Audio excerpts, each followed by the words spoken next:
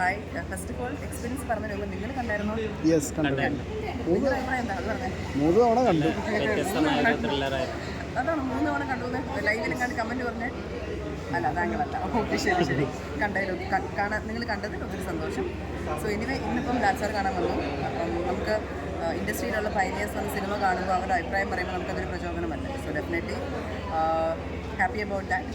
പിന്നെ ഇപ്പോൾ ഇറങ്ങുമ്പോൾ ഓഡിയൻസിൻ്റെ റിവ്യൂ ആൻഡ് റെസ്പോൺസ് കേൾക്കുമ്പോൾ മോർ ഹാപ്പി.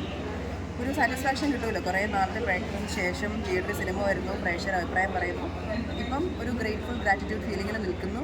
നോക്കാം, ഇനി വരും ദിവസങ്ങളിലും കൂടുതൽ ഓഡിയൻസ് വരണം എന്ന് ആഗ്രഹിക്കുന്നു.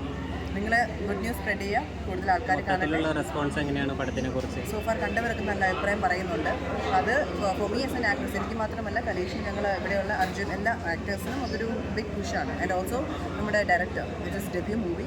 പക്ഷെ അത് കാണുമ്പോൾ നമുക്കൊന്നും തോന്നില്ല, ഒത്തിരി എഫേർട്ട് എടുത്തിട്ടുണ്ട് ദ ഹോൾ ടീം. സോ എല്ലാവർക്കും അതൊരു വോട്ട് സേ അപ്രീസിയേഷനാണ്, എൻകറേജ്മെൻറ്റാണ്.